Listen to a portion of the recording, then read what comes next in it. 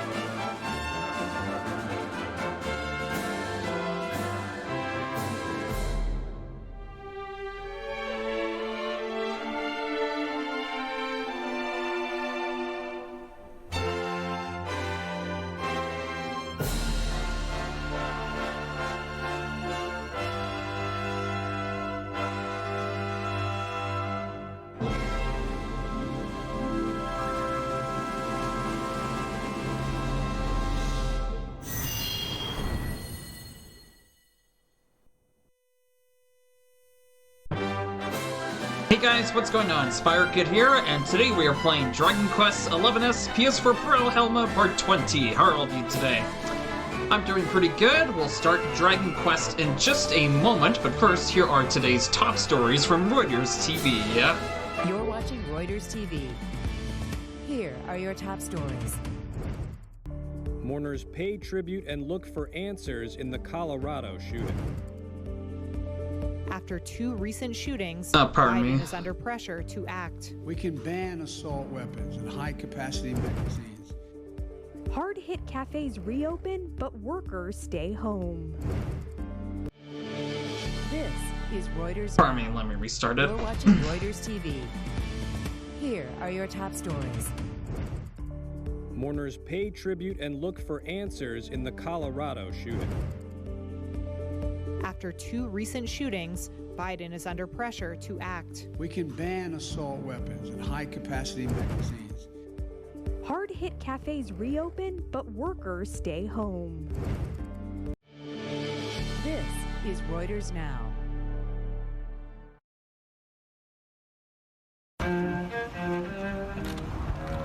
Music and a makeshift memorial for the 10 victims of Colorado's latest mass shooting materialized at the site of Monday's massacre in Boulder, where mourners laid flowers and notes at the fence surrounding King Soopers grocery store. Another memorial sprang up at Boulder Police Headquarters in honor of Eric Talley, a father of 7 and the first officer to respond to the scene, who died in the attack. It was the second deadly U.S. mass shooting in a week after 8 people were killed at day spas in Georgia, prompting calls for Congress to strengthen gun restrictions. Generations of Coloradans have seen similar memorials erected for the dead. This week's bloodshed added to the state's tragic list of mass killings that include some of the most shocking episodes of gun violence in U.S. history, including the 2012 mass shooting at a movie theater in Aurora and the 1999 rampage at Columbine High School. Police were searching for clues on Wednesday into what led 21-year-old Ahmad al-Aliwi Alisa, a naturalized U.S. citizen from Syria who graduated from Arvada West High School in 2018, to open fire at the Boulder supermarket. Alisa pleaded guilty to third-degree assault for punching a classmate in late 2017. The classmate said the attack was unprovoked. Alisa told an officer the classmate had called him a terrorist and racist names.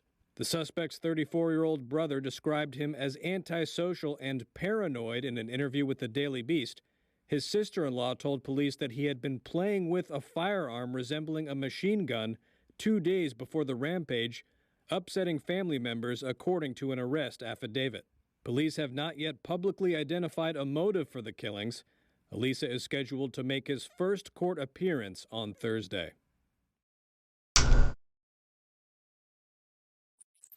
The second deadly U.S. mass shooting in a week has put new pressure on President Joe Biden to deliver on the gun control promises he made as a candidate. We can ban assault weapons and high-capacity magazines. Biden on Tuesday called the shooting that left 10 dead at a Colorado grocery store a tragedy. That rampage came just 6 days after a gunman in Georgia killed 8 people in massage and beauty spas. But despite an epidemic of mass shootings stretching back decades, gun control measures pushed by Democratic lawmakers have been thwarted by Republican opposition. The debate was on display in a Senate hearing Tuesday. We have another epidemic in America called guns. Louisiana Republican John Kennedy told reporters he saw no need for new gun laws. I don't believe we have a gun control problem in America. I believe we have an idiot control problem. And the objective should be to how to control the idiots who abuse guns. But Democrat Richard Blumenthal of Connecticut was optimistic. This time feels different.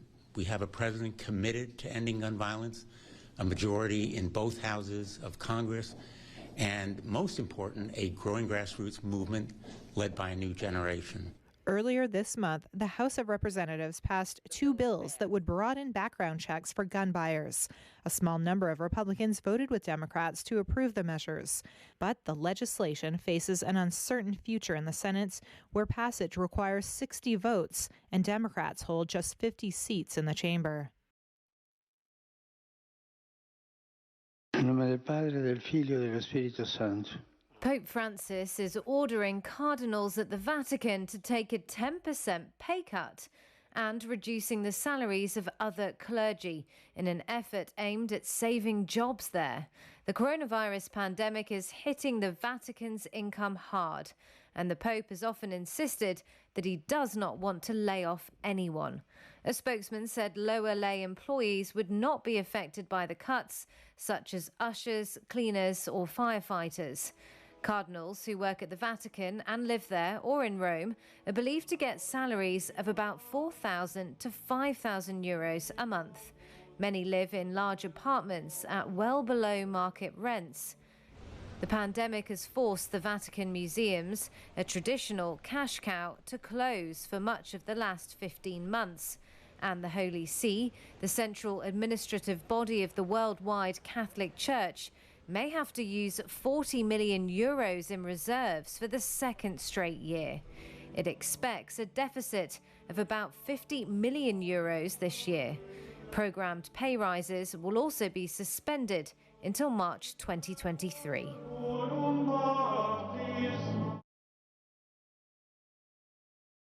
Elon Musk promised you would soon be able to buy Tesla cars with Bitcoin, and now you can. On Wednesday, the company founder tweeted that Tesla has started taking the cryptocurrency as payment. For now, that is just in the US, but the option will be available elsewhere later this year. Musk says any Bitcoin received will be held as it is, not converted into regular currencies. Tesla last month revealed it had bought $1.5 billion of the electronic money. The news sent Bitcoin prices soaring. Hey everyone! Musk has been a critic of conventional cash. He says it offers negative real interest rates, and only a fool wouldn't look for alternatives. Other firms have been prompted to share their thinking. Uber says it won't invest in cryptocurrencies, but might start taking it as payment for rides. General Motors says it's evaluating whether to take Bitcoin as payment for its cars.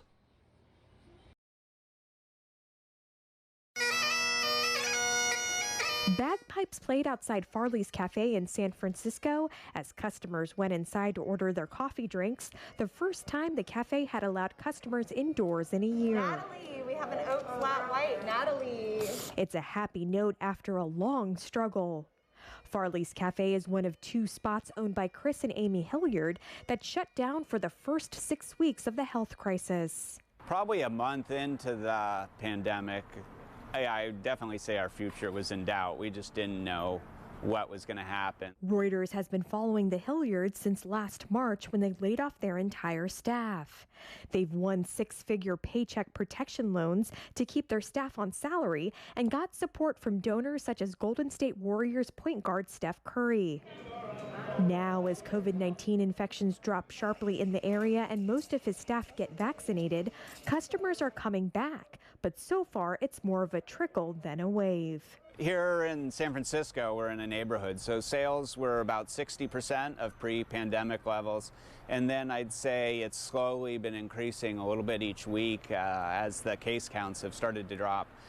Unfortunately, in Oakland, we're about 25 to 30% on any given day of the pre-pandemic levels because we rely on a lot of the office workers at that location, and they're just not there right now.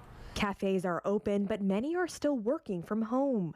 Downtowns are still quiet. Some economics professors are calling this a donut effect. Once vibrant city centers are hollowing out. So many spots just like ours that rely on the office workers being there, and I think we're going to all have to just see what happens come fall when there's a little bit more normalcy to life. They plan to reopen indoor dining in late April, and they are expanding elsewhere, opening a Farley's branded location at the San Francisco International Airport next month. Britain's Prince Harry has a new gig and a new title. He's joining the San Francisco-based company BetterUp as its first Chief Impact Officer. BetterUp provides employee coaching and counselling and was founded in 2013. In a blog post on BetterUp's site, Prince Harry explained that his goal as part of the company's team is to lift up crucial dialogues around mental health. The Prince and his wife Meghan have relinquished their official duties with the British royal family. Since relocating to the US, they have been expanding their business interests. The couple have also formed Archwell, an organisation that includes a non-profit foundation. Better Up says more than 300 companies use its services and that it's coached more than 100,000 individuals to date, including a prince. In the blog post Tuesday, Harry explained that he worked with one of Better Up's coaches and found the experience invaluable. You're up to date. Check back later as stories develop. Alright, that was Reuters headlines for today. Let's get into Dragon Quest.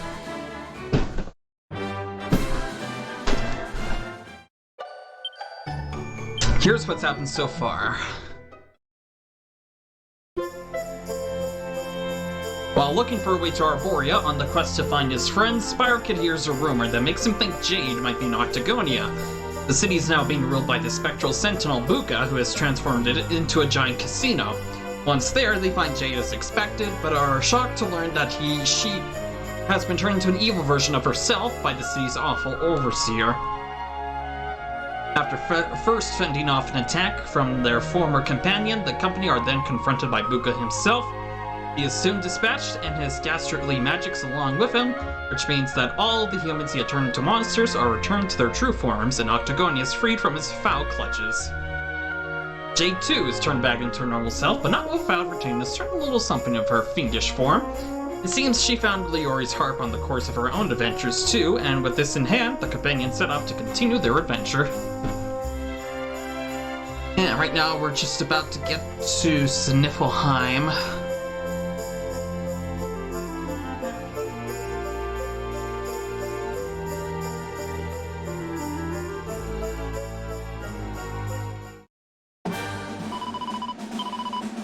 And as a reminder, Escape the Infinity will have a new episode coming up in about 2 days, 22 hours, and I'll be live streaming a reaction to that. Hey Rashad, how are ya? Welcome to the stream. What are you up to? Sorry about the noise not being there, the voice not being there. It should be working right now. How are ya? Let's have a nice wee chat, shall we?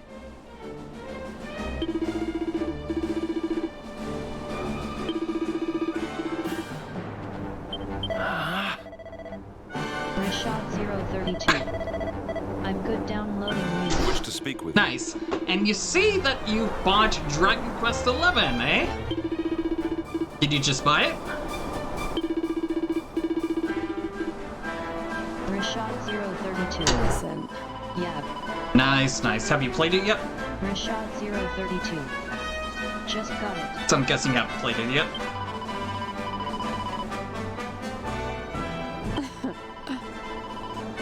Rashad 032. Honestly. Not yet. I see. Yeah, for PC, I guess, eh?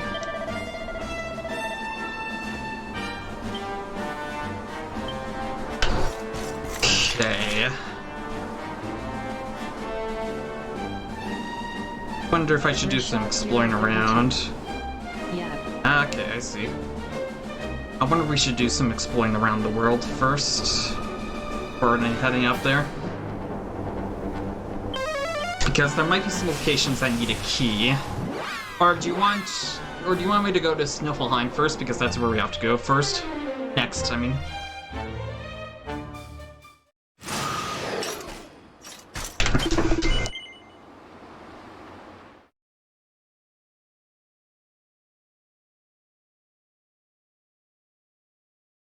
Rashad 032. Go ahead and explore. Okay.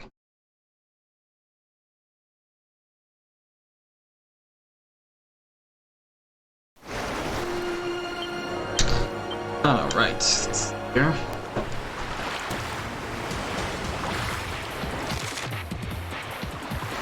First off, let's go down here. I think there might be one here.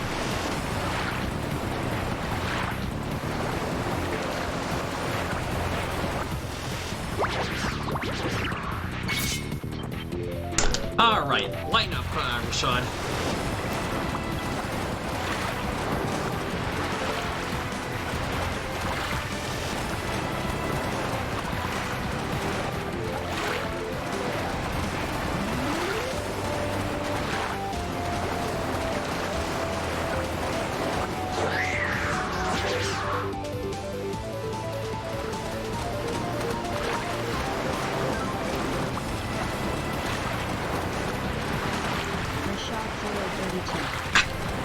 Post J aircraft Silvando. Okay. Rishad 032. Silvando. And who's better?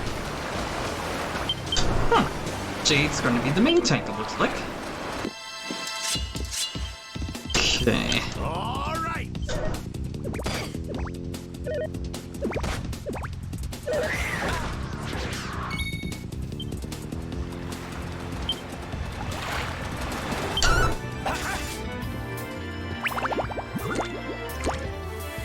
Uh-oh.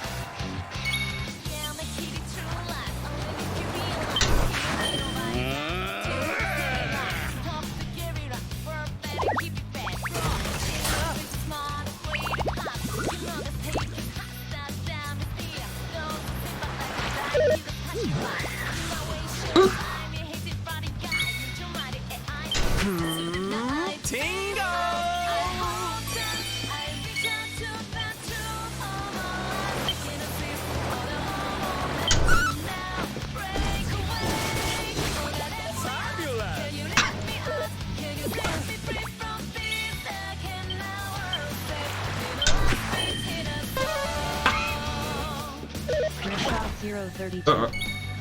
Jade kiss me. Leave it to me. Thank you.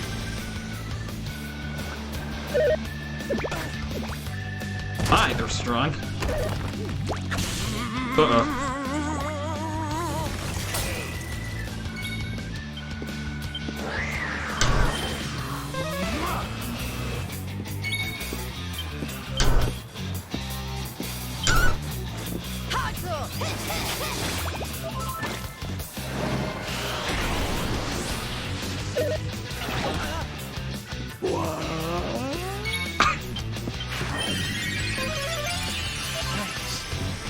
Rishad 032. Are you going to use that Mortis healer this go around?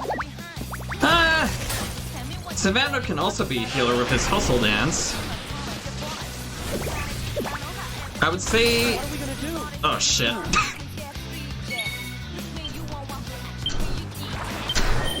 I would say for the healers right now, Rab and Savando are the main healers at the moment. And the Luminary and Hendrik would be single target healers. That's how it probably is right now.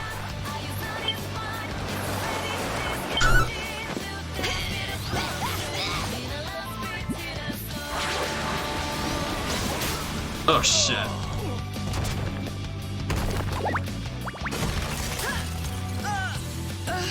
For Heliodor.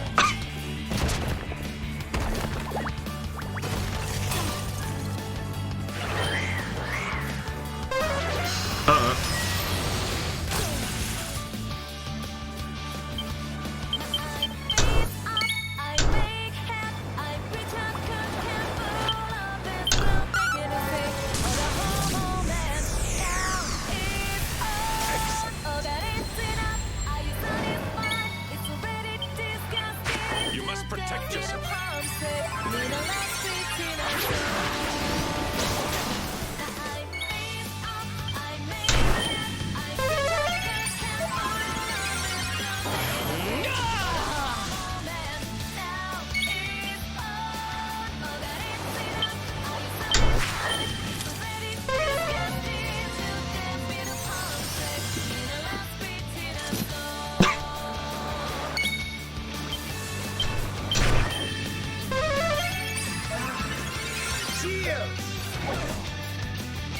Well, and I guess the lineup really would depend on the context of the battle, but yeah. Getting safe high. Like that.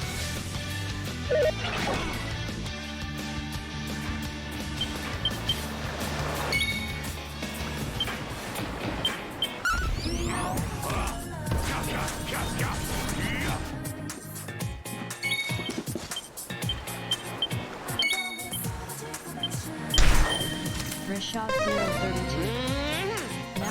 the game, I am trying to see what my lineup is going to look like. Well, since you're beginning the game, the difficulty is quite easy at the beginning. You can pretty much choose what you want. But by the time when you reach the octopus battle, you might be wanting to grind. Because it might get a little bit difficult there. If you don't fight a lot of monsters by then. Safety first.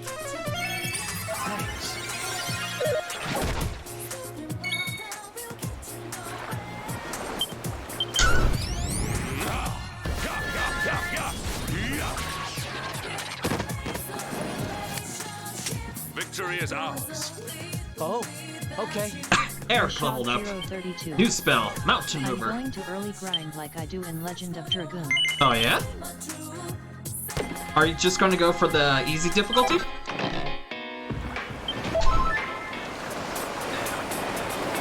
Rashad 032. Yeah. Just remember, by the time you get Jade Savando, you can do a special pep hour trick that can make you level up so fast. But just enjoy the game as best you can. Rashad 032. I want to speedrun to see if I can catch up to you. Oh yeah? How many hours do we have? 52 hours, 40 minutes. And I'd say we're pretty much almost halfway through Act 2, I think.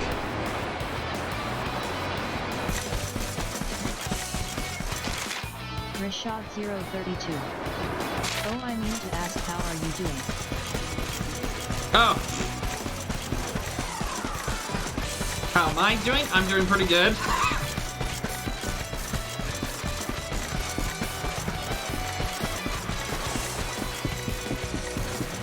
Are you doing good?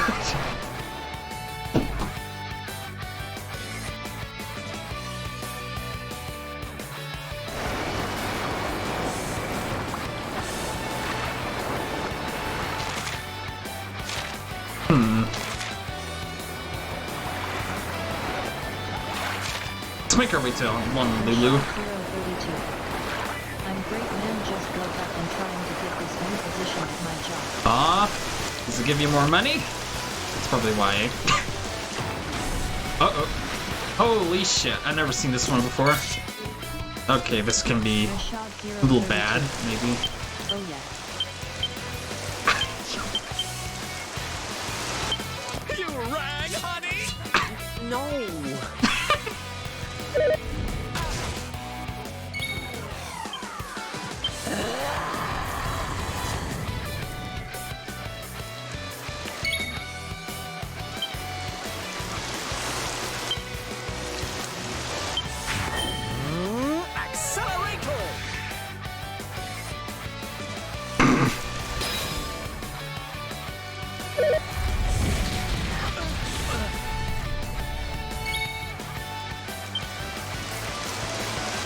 This doesn't seem to be very strong.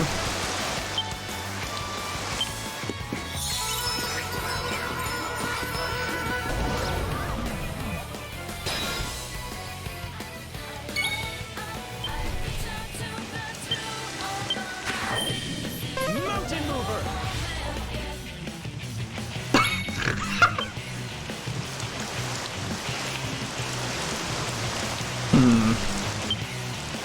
Pull your socks up.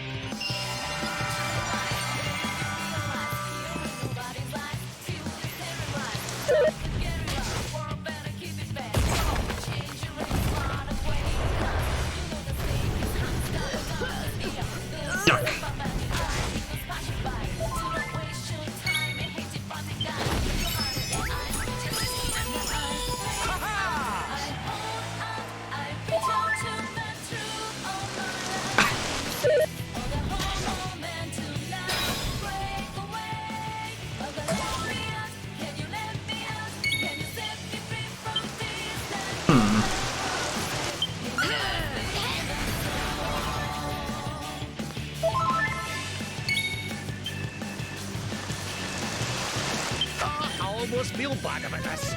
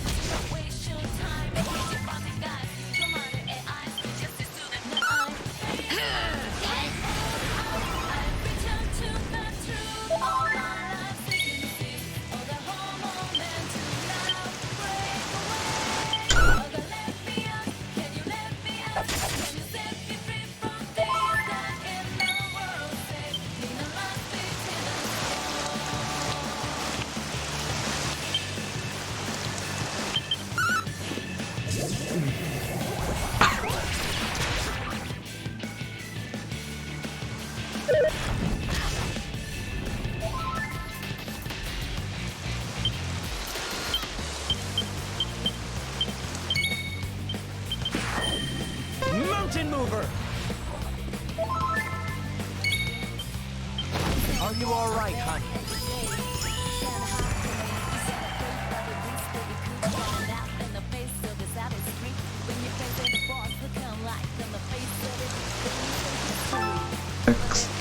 Hey, Blue to dive. How are ya?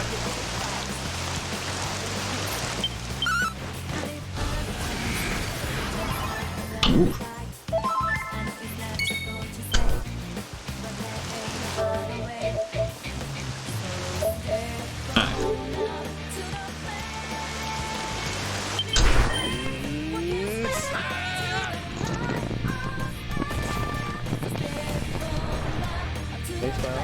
Hey, how are ya? Doing good, yeah. Good, just on stream, playing Dragon Quest. Nice. I'm just on Discord. Oh, yeah. Oof, gotcha. It's on Discord these days. Oh, yeah. Especially, like I collect Overwatch cards, and there's a bunch of people on the Discord for the Overwatch cards in Upper Deck. So I've been pretty into that, because there's like achievements on there. For example, like there's cards like where you have a piece of their jersey, and then there's cards where it has 2 pieces of jersey for 2 different players. And then the one that's like really hard to get is triple player and triple piece of jersey on one card. And there's an achievement that if you collect all of them for one team, you get a booklet signed by the whole team basically. And that's like the only way to get it. And I'm trying to get it for the Houston Outlaws because somehow a trio frag came out for Outlaws at a cheap price. Yeah. From a person that's not an Outlaws fan, and I was like, if I get this, maybe I can get the book. And I'm like, I'm in.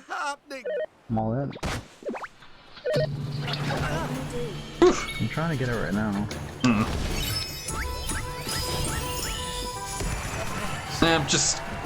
Right now I'm just going around across the world trying to collect some stuff before I go further into this story. I have a few of my party members back in the, somewhat in the middle back too at the moment.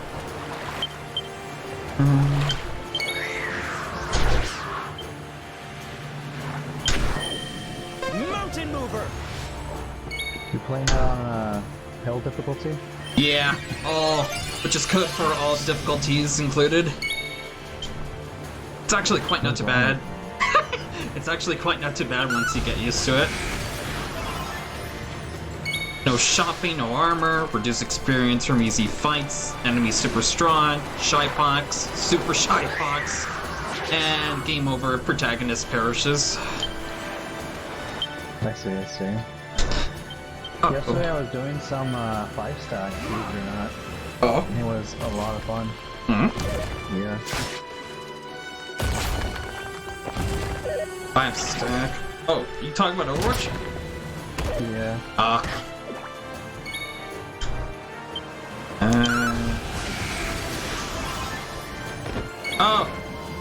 This was kind of a weird thing that happened yesterday. I was playing with friends, then all of a sudden the server just kicked me out.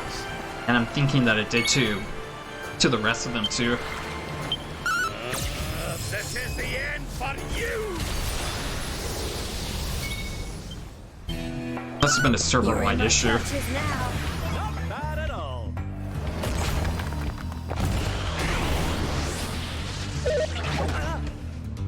No.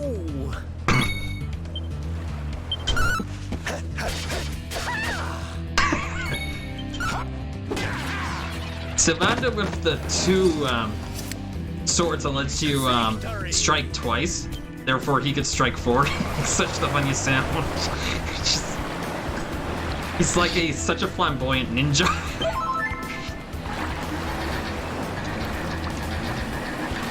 Almost there.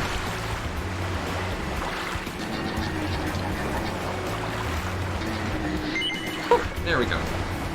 Point of interest saved.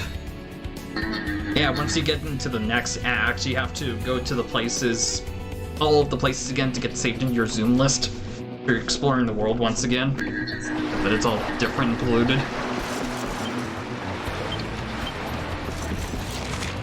Got that saved.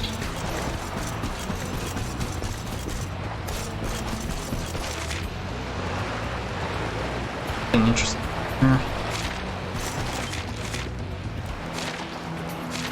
Are you up for more of the Dragon Quest? Yeah, I just need to take care of something on my computer really quick. Okay. Now then, laddie.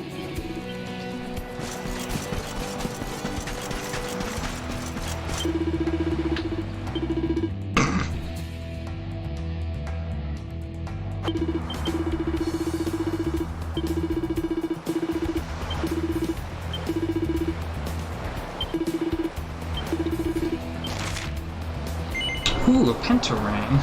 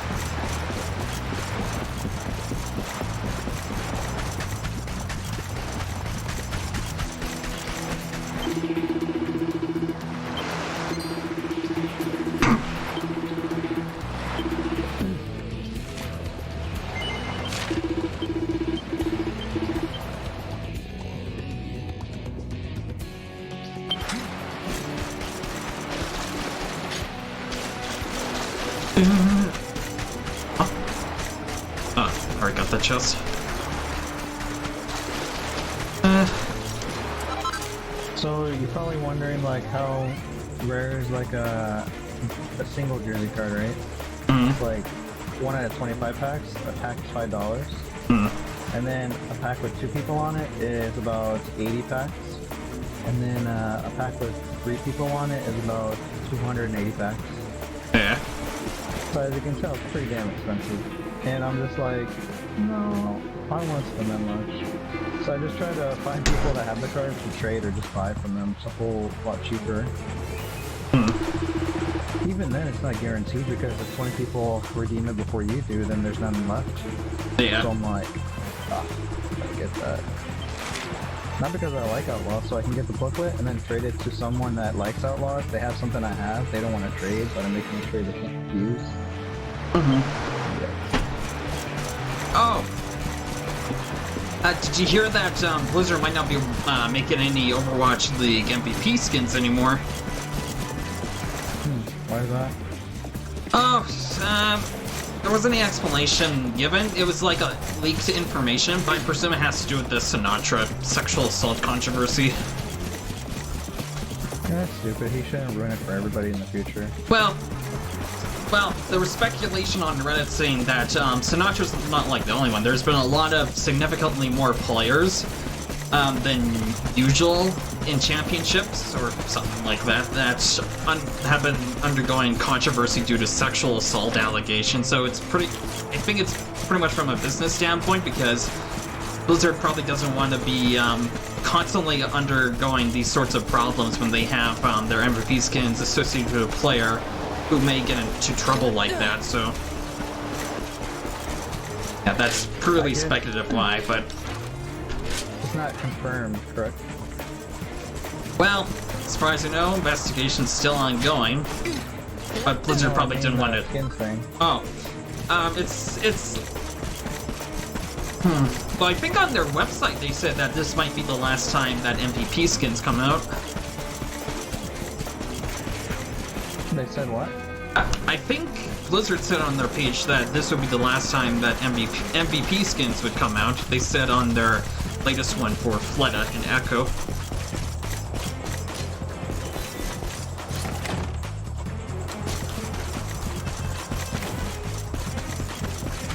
And I guess it kind of makes sense if they don't want their images to be tarnished by someone who possibly, like, did those things, you know? Even though not completely confirmed, they're doing their own investigation. We don't know the results of that, if it's still ongoing or what, but... And it's true that there has been a lot more players facing allegations and actual evidence of it, so... And it's true that there's a lot more of that than the usual championships, like with regular sports and whatnot. I don't know. It's unfortunate.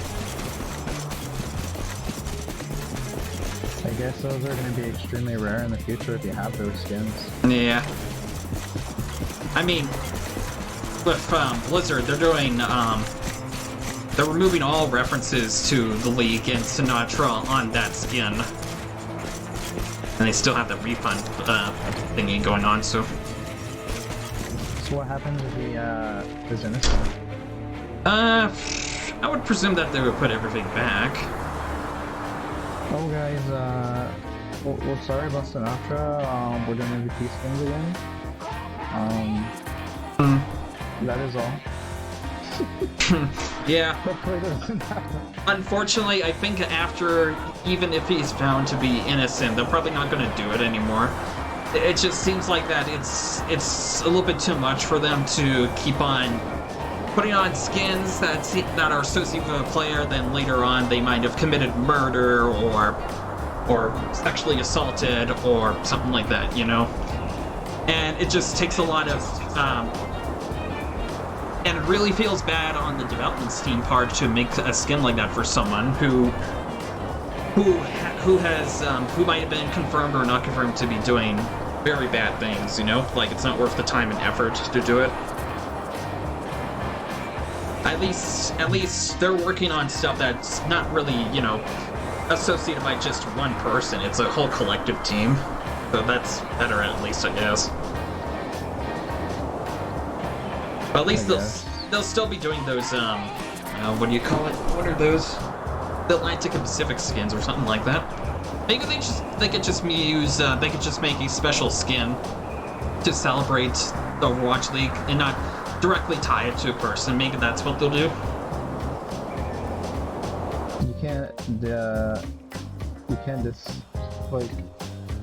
You can't keep the idea out that they're probably making tons of cash on these MVP skins.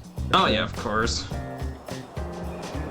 But still, they're thinking about it in a moral way, you know? Like, is it right to make money out of someone who could have possibly raped someone, you know? I mean, that's what they're thinking. It didn't happen, like, before, it happened after, so... Well, this happened during the Overwatch League season. Where the alleged sexual misconduct took place. But wasn't it, like, reported a year later? After she was seeing somebody else? Yes, I believe. Well, I'm not even sure what her current relationship is, but she did say that a year later. Spoken out. Where do I go now? Do you think the Fleta MVP skin is going to be highly desired a year or two from now, just like the Pink Mercy skin? Of course, it's a rare skin. I might have to do that, Spyro. Make a Steam account, get Overwatch, get the Fleta skin, and then just put it on lock, wait a year, put it on eBay, $1,000. Let's see.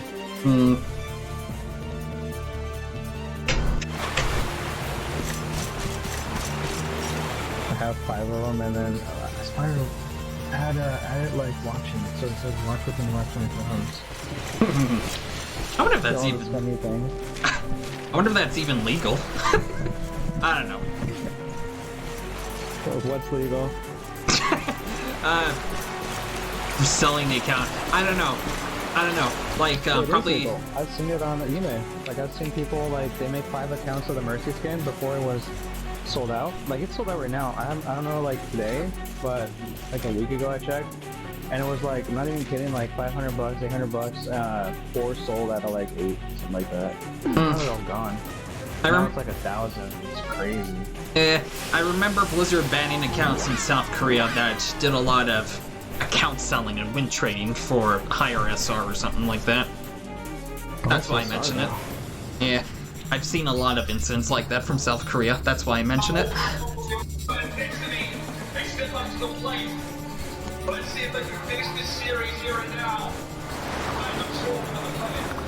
Okay, let's... Oh man. I should have done that in the beginning. People would definitely pay for MVP donor skin right now. Oh yeah, I have that skin.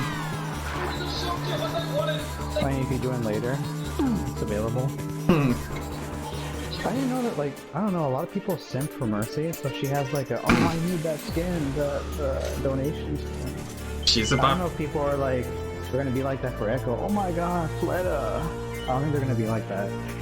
You never know. Echo's a robot. I don't know, like, I think people are gonna simp more for a woman opposed to, you know, an Omnic.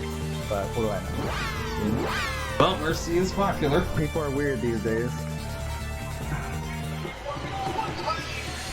And I think I know part of the reason why Mercy is played so much in console up higher. Because they have a lot of mouse and keyboard players and they need that extra damage boost to actually be viable.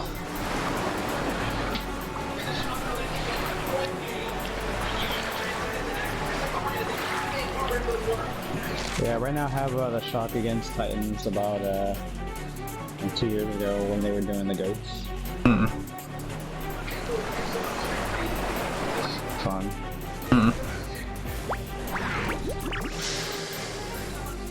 What are we gonna do?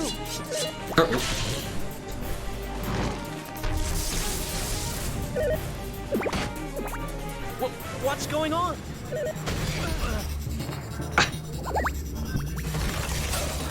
God, these monsters. Are you alright, honey? Man, it's so fun seeing these ghost gameplay. Someone throws Diva Bomb. Let's break it down. Experience tranquility. Experience Shiner. Rally to. Like everyone's like all the count me. Not so much with goats. I've only done one game of ghosts, but my team was pretty shitty. But we did very last second, like they were 5 meters away in overtime, and a person had the Diva Bomb, and I was close to grab, and I threw the grab out there, and everybody died on our team except for me and Diva. So I threw the grab out there, and then I went up in front because our Diva threw the bomb high above, so I was protecting her. And then they fucking killed me like very quickly, and then Diva got in her mech, and it was like 5 kills, something like that. And then it was Brig versus Diva, and then Diva won that, and then we won. Yeah. So that was the most hype, closest like ghost match I've had. But usually besides that, ghost matches are like usually one-sided, but that's the only one that was like very close. I like when it's close. It's so much fun. The little things matter. I had like a theory on ghosts, like having a Brig with the Ryan, and then instead of the Diva, have the Roadhog, and Ryan just keeps it filled up, gets close, makes Ryan swing, and as soon as Ryan swings, the Brig does the bash, and then have the Roadhog hook the Ryan, and then discord the Ryan and 3G bro. Main tank down. I want to try that. These monsters are way too strong. They do their whole set, and I'm like at less than half health. Good. If you say so. That's what you're asking for. Yeah, I want to play the highest difficulty. The grunts are like bosses themselves, I guess. We did it. I don't like dying though.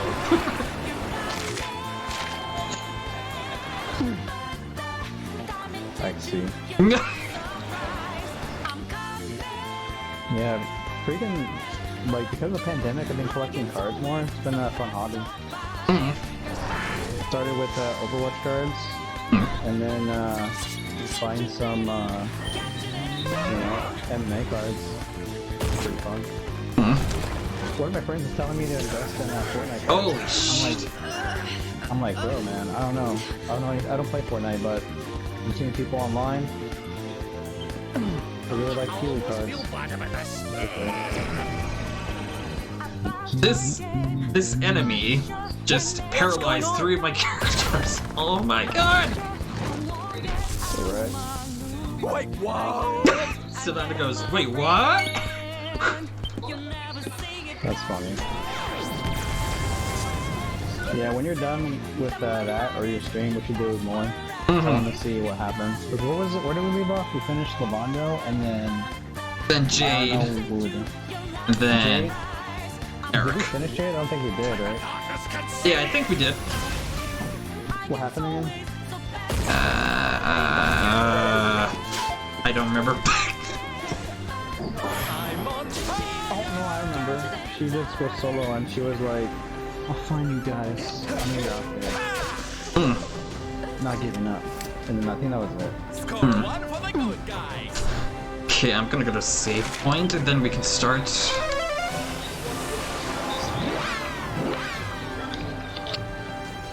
Overwatch 2, Spyro. Oh, this year, damn it. Good things take time. I'm totally for it because I want Overwatch to live for a long time. So if it's gonna take another year for the overall long-term survival of the game, so be it. But I will admit, I was very disappointed as well. Yeah. When I saw that Ryan pin cancel, shit, man. Can't they just add that in the patch right now? Ryan Shatter? Going for a pin and then canceling so you push the person off the map? I'm not sure. Or pinning a Ryan and then canceling the pin and shattering? It's done, right? So, man.